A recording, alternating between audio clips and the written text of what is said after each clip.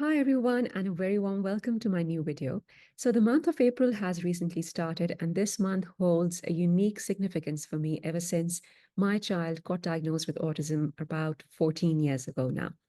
Uh, United Nations chose April, and especially April 2nd, as the World Autism Awareness Day back in 2008. The day was celebrated to raise awareness about different aspects of autism so that families, communities, societies, and the governments can come up with policies and strategies to support the autistic individuals. And since 2008, I can see that autism awareness has increased many folds. People usually are aware about autism. They have heard this term once, and even though their understanding is mainly based on the stereotypes and myths that are so prevalent about autistic people on media, but it is quite rare that you find a person who hasn't heard about autism before. They may know someone in their, in their distant family, in their workspace, who may be having this diagnosis. So now what has happened is that the celebration of autism has evolved from autism awareness to autism acceptance. So even though people may be aware about autism, they do not really fully understand that how they can accept autistic people and how autistic people can fit in a world which is basically meant for neurotypical people.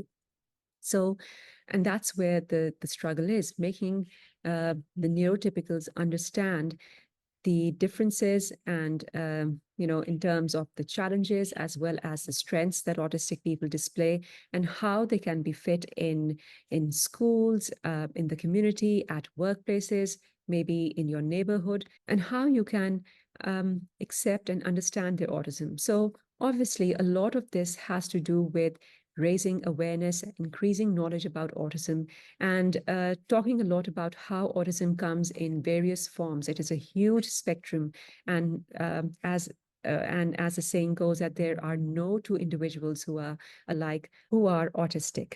Remember that when it comes to autism, the autistic community runs a gamut of people in there. You will find people who are leading quite normal lives like ourselves. They have families, they are working, they may have a lot of friends, but then they may also have their own struggles. At the same time, there are people who are struggling to go through their daily lives. So it is really important that we come out of our own shell and we try to look at the world through through the eyes of the autistic people, and we try to understand their perspective, how they see and understand this world, and how they look at this world, and how they interact with this world, and why they do it.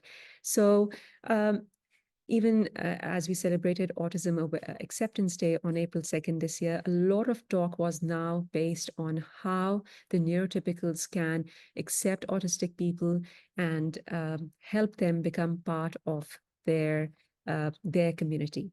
So this then leads me to my next point, which is, after my son was diagnosed, I decided to read about autism, and I got myself formally qualified with a master's degree in autism. And now what I mainly try to do is to advocate for autistic people in different spheres of life. And if you're interested in knowing how you can advocate for autistic community, then maybe you can think about joining a local organization that provides any resources, any help for autistic people.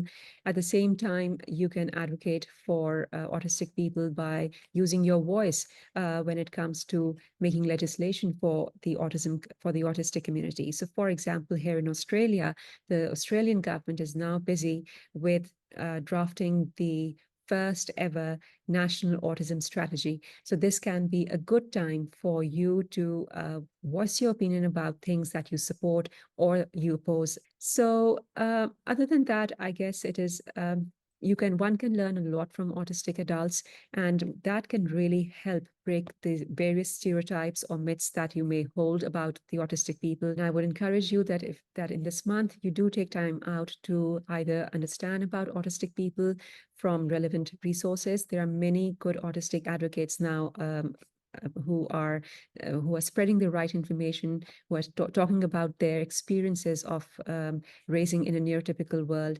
On the social media, you can follow them, read books, and that's how you can play a role and maybe talk to someone who may not be truly aware or may not be truly understanding of the autism characteristics.